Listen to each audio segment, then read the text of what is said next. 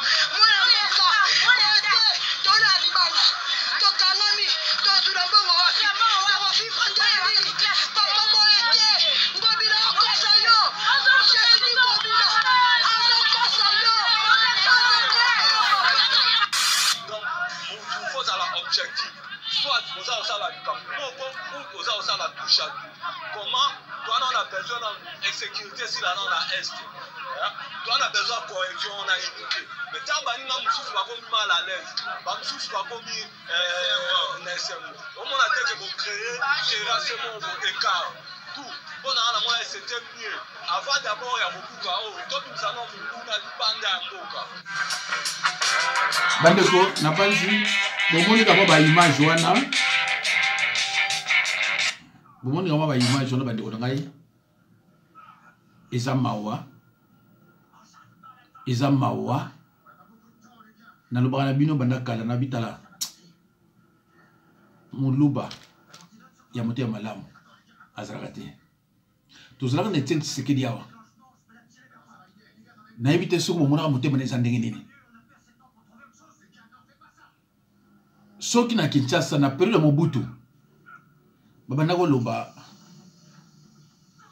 boma muluba tikani yoka on ezaki partout baza koloba yango tie komaki que muluba akozwa ndako te soka zoluka ndako fo atinda mutu musupu aya kutana na mayele. Pourquoi? Parce qu'on a compris que baza un peuple moko mitema ya mabe. Un Jekoko abana uta ba Canada ko liga ba kotoyo ko melaka batumbongo. Biso moko, j'ai quelqu'un de ma famille, a devoir $5,000 pour ma makamone ou même bateau. Donc Jekoko c'est comme Chilombo. Il n'a jamais travaillé depuis sa naissance à Salaté. Bozuka Baba Poste, c'est un villageois, on va dans un village. Azu, Bozuka Baba Poste, vous payez ce qui vice-gouverneur. Oyo bazana ngobila, on a poto on a nini à part Masano. Mais oyebi ki mboka ndenge komisa mawa mingi. Di bolamu na tongo boye danke ye e bandi obuka banda kuna bino sans ba avertir bino aucune solution de rechange. Mais on est où? Bandi kuna ngatoza wapi? Toza vraiment wapi? Ah. Et bongo o finga mundele. Olo bana mundele ka munini.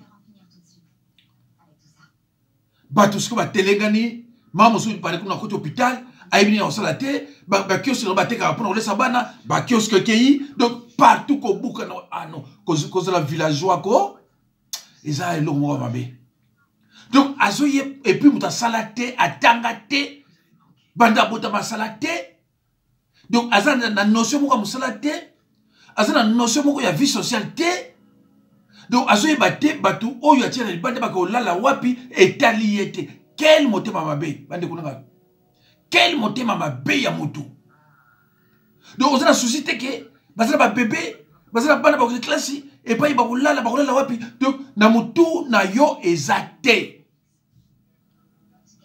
e bato aboye botikili bango 10 ans oyo bazotravaille mpo na okipa otikili bango 10 ans ya mamiki surtout bino bakomo tozondima baluba pa na biso bato bozondima baza bato te nayebisaka bino lere nyonso bato bozokondima bazalaka bato te naloba na bino moluba aza congolais te bokambala boni talaka so boza na groupe soki moluba ye wana bokosentir quand même ke kamo esprit moko mabe yao soki bovandi 4 personnes 5 personnes mungala aye wana bokosentir ke ondeko na biso soki boza na bato équateur ko ozosentir ke oui o bato Mobutu aga mutu babe parce qu'il était togolais. Mais vanda na bangala, ba mongo, ba buza, banane. Ozo sentir vraiment que na vanda bande konangai. Au vanda bato bandundu. Ba kivusien. Moi je travaille avec les Confuciens. Bato ki sangane. Ozo sentir ko bande konabiso. Mais soki kaka moluba mutaye wana. Ozo sentir kambozo sentir que même dans l'église, même dans l'église. Bon c'est l'église na bino marché bien. Soki kaka moluba ye wana. Souka nango église on ne peut pas dire. Souka nango église wana iko sasu madame te parce qu'il y a un moluba qui est entré là-dedans. Eh mami qui est o bato ndengini. Ata ko bokuta na mboka, même bokuta suna bakana nga ba village na ba bojimai. Donc ozoye bateke bato na osala bango boye lobi na tongo bakola la wapi bako bana bango bako mela tindenge nini. Donc na mutono biloko na ezate. Ah ato mundele ayi biso tango azo benga biso ba kaku c'est-à-dire que ezala ba bikolo moko boye abenga bango na este kuna bozo kokate mboka côté kuna se kenda bozo bo bokela ba marché central bobomi bokende côté bobomi bozo do basala kama na bango sakutu assemblée ayeba ba parlementaire bazako kurate donc ayebite nini Assemblée nationale zanini Sénat ezanini je koko na mutu na yebi na ngote mais bandi ko ngai tribalisme ezeli ko bana muté mboke tonda na bato mayele bozo ba bureki neti ba jikoko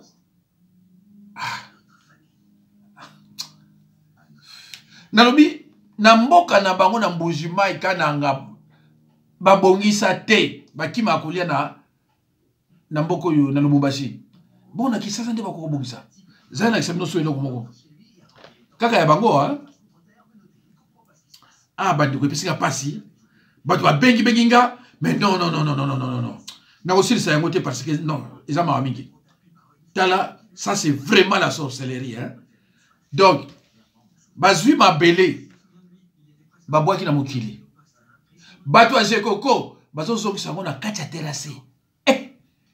Mais oh banani ba villageois ba uti wapi mais ça ba mingi bandiko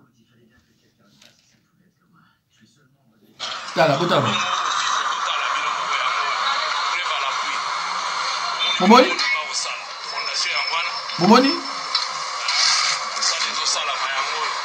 bravo vite Kinshasa oui ba lobo ango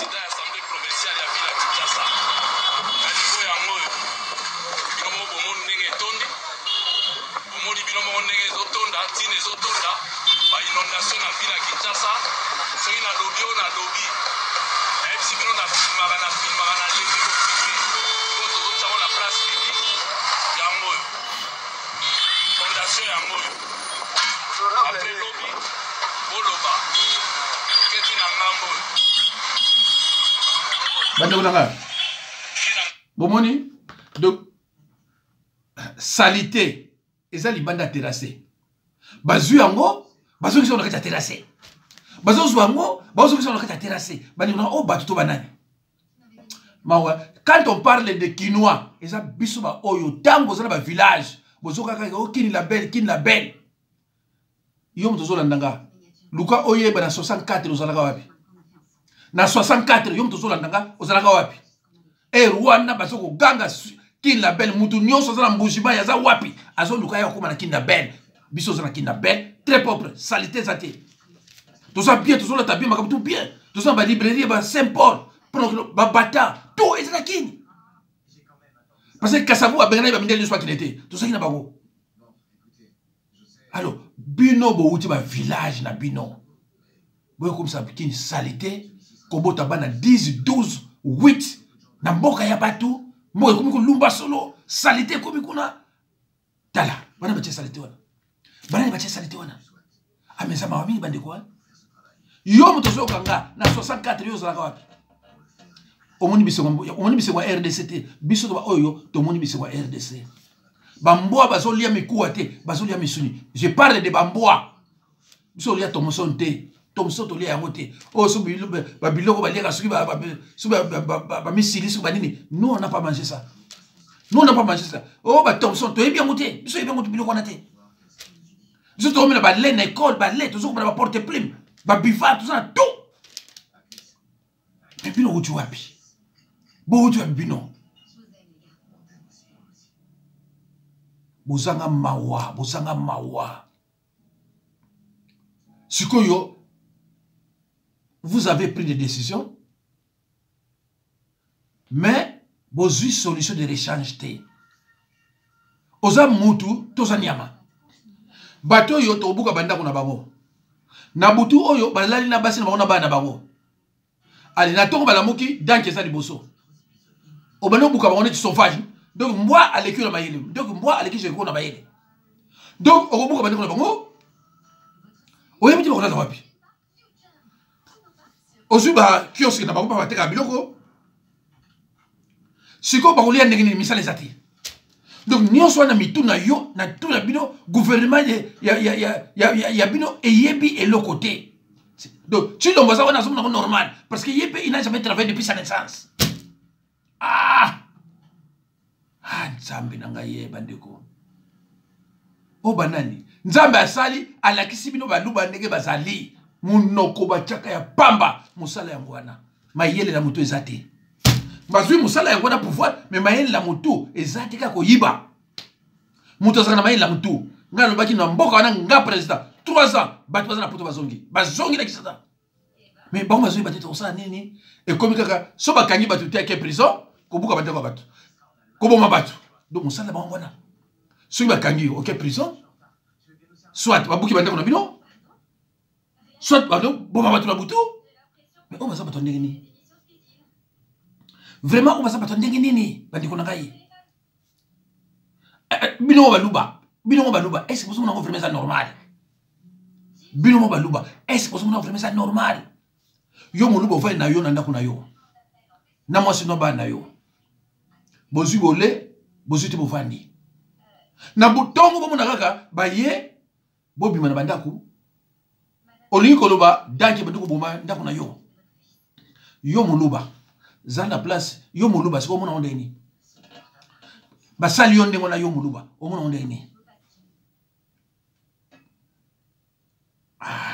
Donc même bino baluba beaucoup lo bana bande kona binote beaucoup lo bana bangote que ce que vous faites est ça normalité. Amour du prochain ami tamena bino vraiment ça la gâté. Na lo baka ngo awa bandeko na bana bino kala na bana 2018 et 19 na bana bino ke muluba azana motema mawate pe bolingo muluba motema ona zaka na mote. Bon, on a vidéo dans la kala. Ce n'est pas que je leur déteste, mais je dis ce qui est vrai. Moluba, motema ya bolingo pe mawa. Moluba zara mote. Comme preuve, le papi a raison, tala. Tala. Nakisa sabatozo lela. Banati lomba kota, batu balela kaka, batu bazaka na mawa. Tala maman makabazoloba. Albito zaki na mopaya awa. Mais ça les biso boyete. Boyoki ngwa. Albito zaki na mopaya awa, mais ça les biso boyete. Mais yo balobi yo za mona mboka pona nyonso le lisabiso. Bandeko, pourquoi vous avez mawate? Pourquoi mitema na bino ezanga mawa? Y'a tout le monde même bandi minabiso et belé bazo perdre foi à cause de vous autres. C'est vrai, hein? Et belé bazo perdre foi à cause de vous autres. Ezamawa. Ah, nzambe nangaye. Toute la sauce.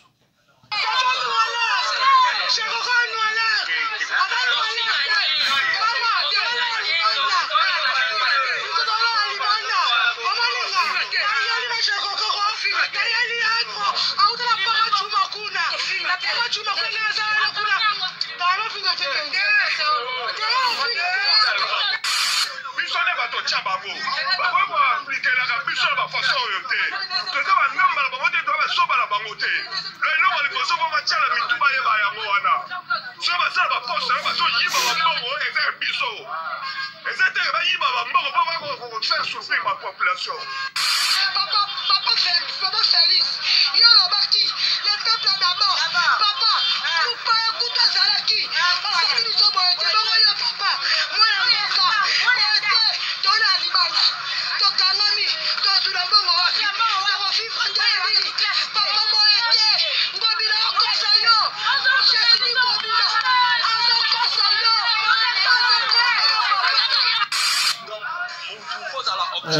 Bandeko.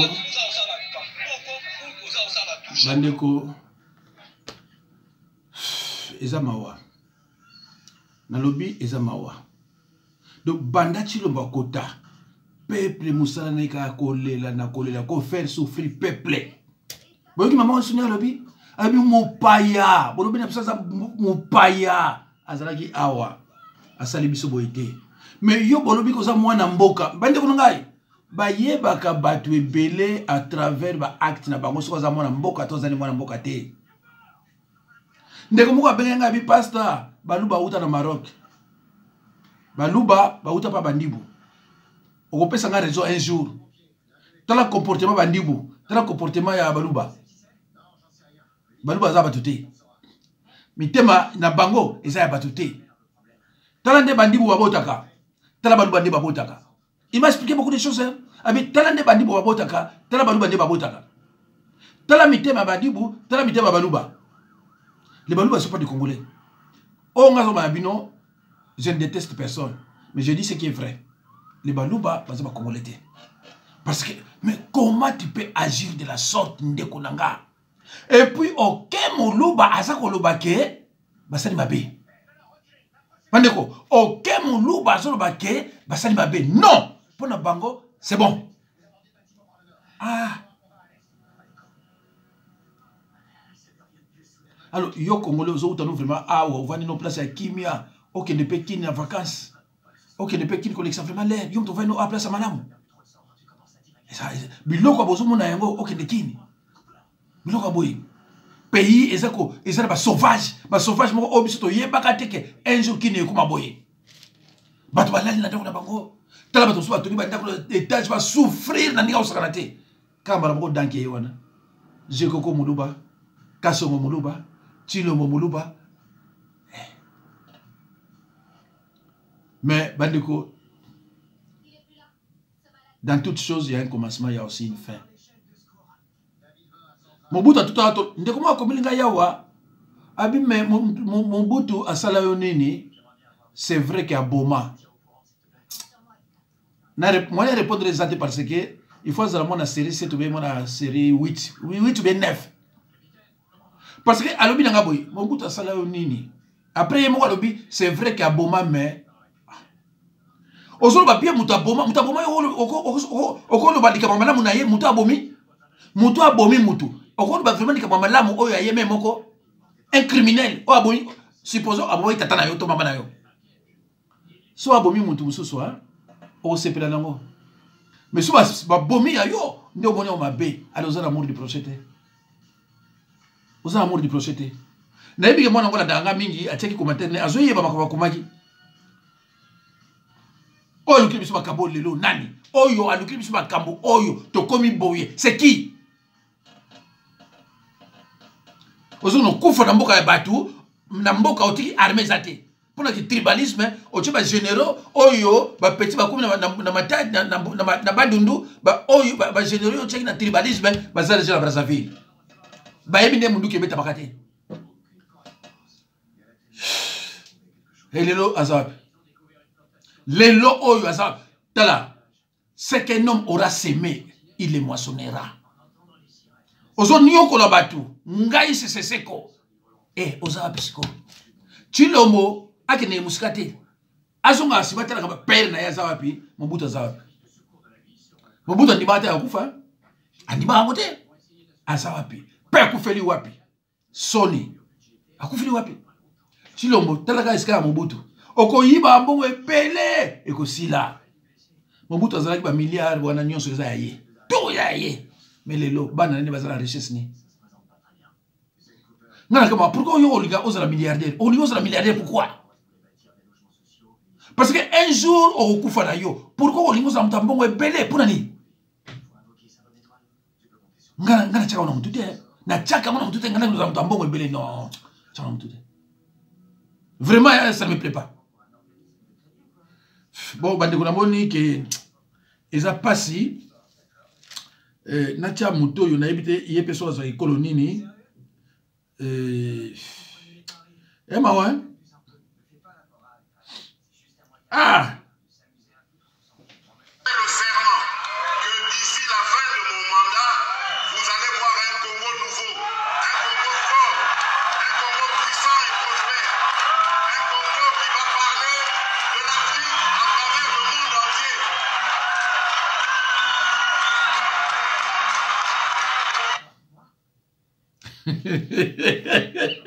Toi, comme ça, neto seka teko metikana chatata seka.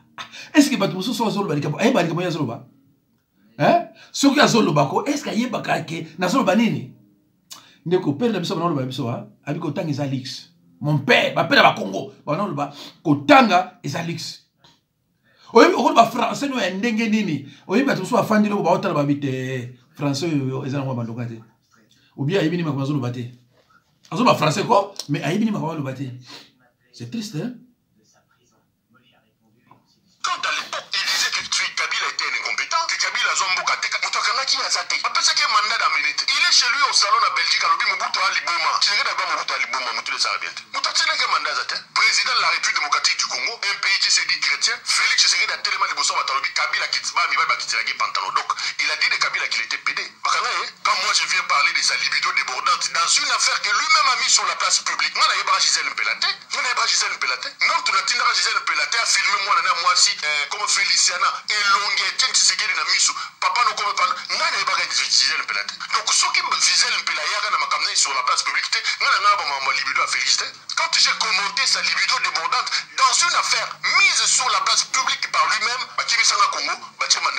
j'ai parlé de ses amis brassicoles, les Topé Mukengeshaï, les JCK Kabongo, les Vidier Chimanga, les Fortuna Bisselele.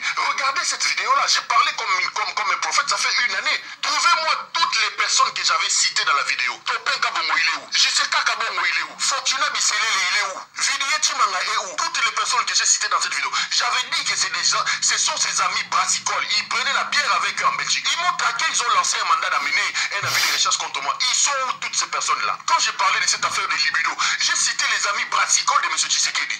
Des gens qui n'aimaient pas ce pays. Le seul mérite qu'ils ont, ce sont ses amis. Ils parlaient en Belgique, ils buvaient avec eux. Pendant ça, en Belgique. Donc j'étais comme un prophète. J'étais Kakabongo. Il a fui, il est en France aujourd'hui. Topé Mukengeshaï. Des gens qui ont pillé la République. Des gens que j'ai dénoncés. Au lieu de me suivre, vous m'avez traqué.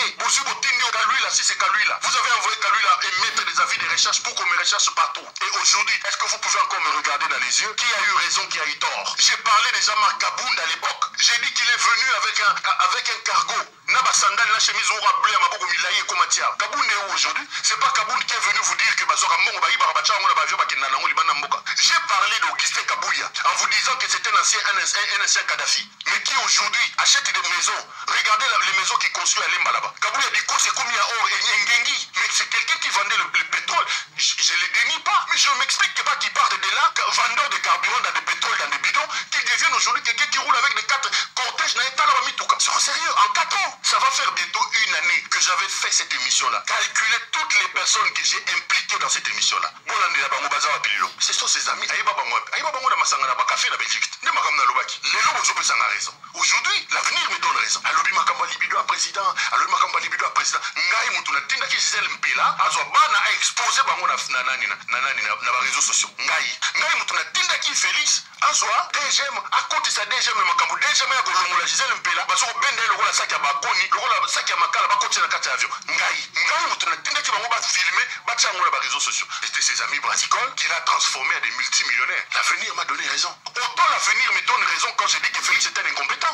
Autant l'avenir me donne raison quand je dis que si nous aimons notre pays, nous devons nous organiser pour chasser Félix. Bandeko, boyoki ba mususu bazalaki bato boteka ba pétrole. Hein? Bateka ba pétrole. Lelo oyo bakomi bato badikosi et monani. Alors oyo azako lobani oso yezangate. So ngam to lobaki pasteur am Congo alo mabe pona biso. Mais oyo azo ba makambo oyo na banzi pas kaneka sayen.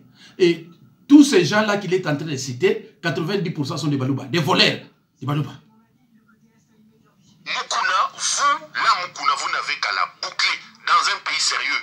Yo Mukuna go fungola mbanga na yo koloba zuti. Donc bando zong saka image à Chibola chaque fois que na bando rencontrer. Mukuna laksa biso ba genou na babaki ba genou, tout le monde ba genou no mwindu. Laksa ba genou avant fungola mbanga au banda koloba mamboloba. Mukuna c'est pas un pasteur, c'est un charlatan faux pasteur. Dites à Mukuna et Pascal, il ne peut nullement se comparer à Mbongo. L'évêque soi-disant Mukuna est à la tête des ACK après une opération d'usurpation d'une église d'autrui. Alors qu'à Mbongo, lui il est évêque parce qu'il a reçu un appel et il ne s'est pas arrêté à cet appel-là pour devenir évêque. Mbongo est allé étudier, poser à Mukuna quel est son niveau d'étude. Je rappelle ici à Mukuna qu'à Mbongo na yo, Mbongo a Mosala Nzambe, Mbongo tomona Motakala na yeri, alors que yo, Osala Soni, Obimisa Motakala na yemona na misobat. Mbongo a kota bozoba ya makambo abali, et yo kota bozoba mambo abali. Mbongo a yiba kambongo ya batute, yo mabonza, eza soki 70 dans cette église na yo, compte ezalakate, c'est ton propre fils, trésor qui ramasse les offrandes et qui part avec. Mukuna dit que Mbongo a dans la haine, Alingaka Félix était. Je rappelle ici à Mukuna que lorsqu'Mbongo et l'église catholique organisaient les manifestations contre Kabila pour amener à l'alternance et permettre à son incompétent de Félix qui était aujourd'hui au pouvoir, Mukuna lui était contre l'église catholique et prêchait pour Kabila.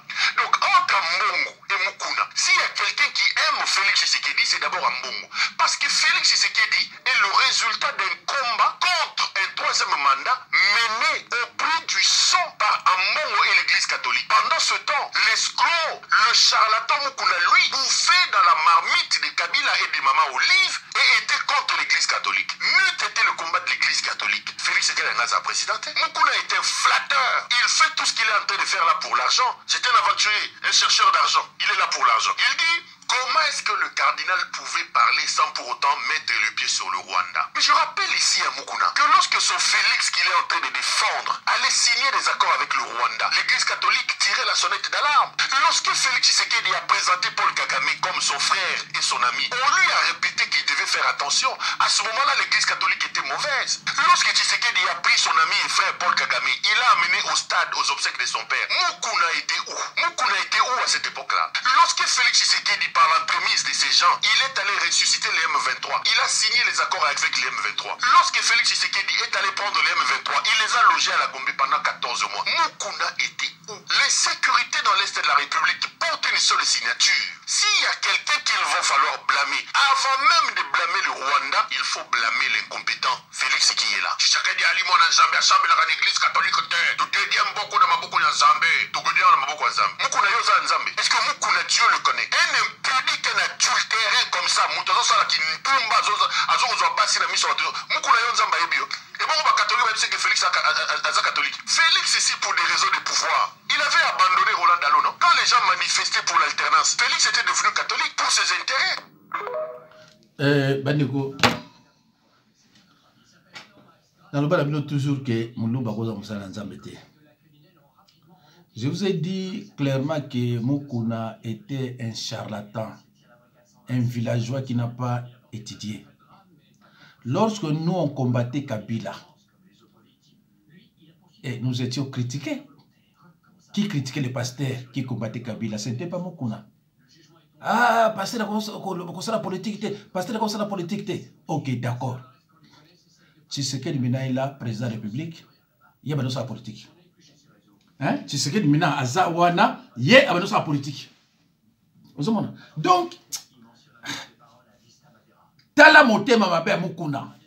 Azoke na moi si azana bébé. Mais il était incapable de donner à cette femme-là même $50. Même $50. Mais azo violé. Bandeko, boyo kanga bien. Motema ya mawa pe bolingo. Muluba zakana mote. Ça je le répète sans cesse. Dans ce bien on l'air nyos que muluba motema ya mawa pe bolingo azakana mote. Donc muluba alingi entraîner yo dans les mensonges. Soki yo kosi. To côté li bango makaba ça les mabe. Balobi aux vrai pasteur. Mais quand tu es dans la vérité, on te traite de haineux.